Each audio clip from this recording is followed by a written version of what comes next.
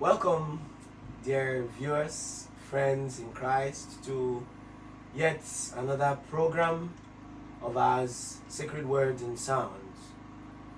Today, in the spirit of Pentecost, we want to bring you the sequence in Igbo of the Pentecost Sunday. Biamon so osebru wanki ihe. Si n'eluigwe zidata ihe gị mana ihe gị na amuke amuke. Brothers and sisters, please sit back and enjoy. God bless you.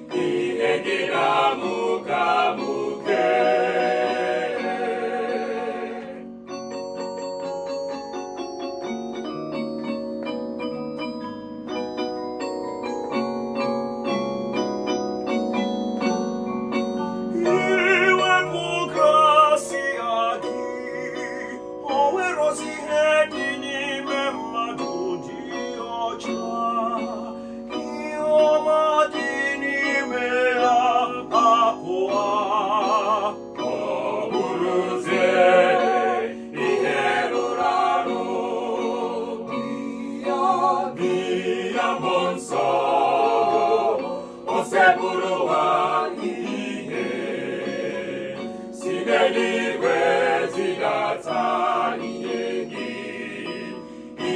gị na-amụke amụke.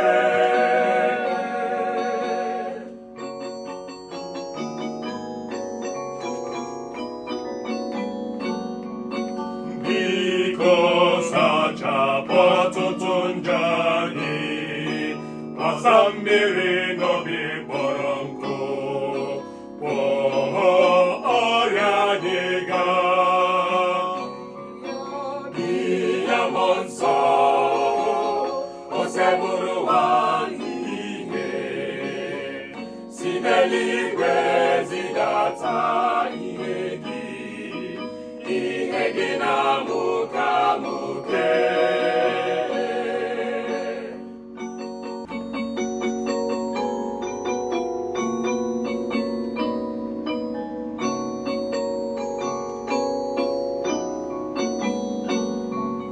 Tinye ụgbọala n'obi siri ike, onye ọkụ n'obi jụrụ oyi, duzie ndị na-eme njehie ụzọ.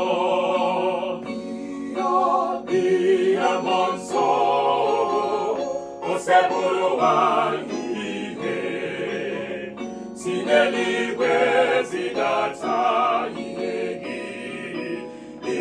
gị na-amụke amụke.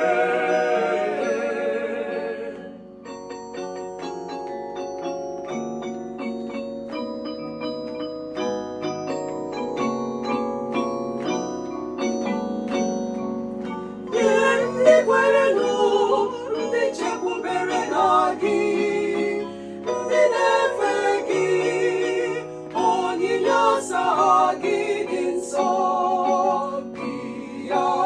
Ihe mmụọ nsọ o sebụrụ ụwa ihe, si n'eluigwe zidata ihe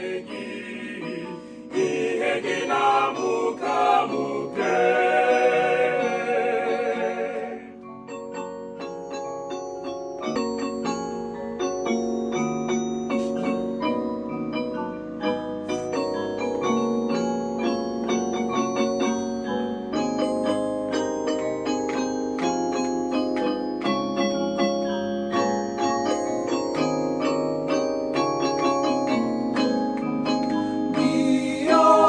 Ihe mmụọ nsọ o sebụrụ ụwa ihe, si n'eluigwe zidata ihe gị na-amụke amụke.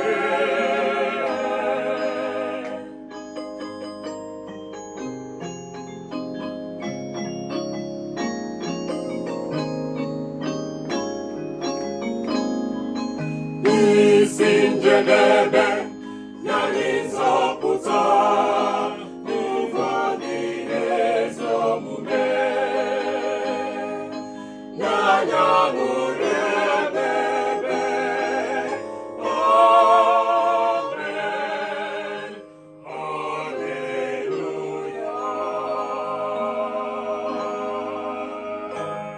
Hallelujah. Come, O Holy Spirit, fill the hearts of the faithful and enkindle in them the fire of your love. Thank you, brothers and sisters.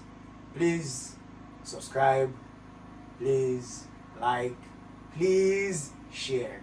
God bless you. Enjoy your week.